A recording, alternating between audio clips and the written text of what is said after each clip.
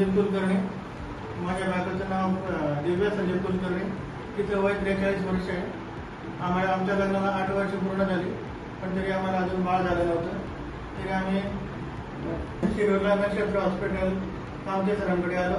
त्यांच्या मार्गदर्शनाखाली आम्हाला ट्रीटमेंट मिळाली आणि ती व्यवस्थित ट्रीटमेंटमध्ये आम्हाला 3 बाळ झाले. आता बाळ व्यवस्थित आहेत आता पूर्ण.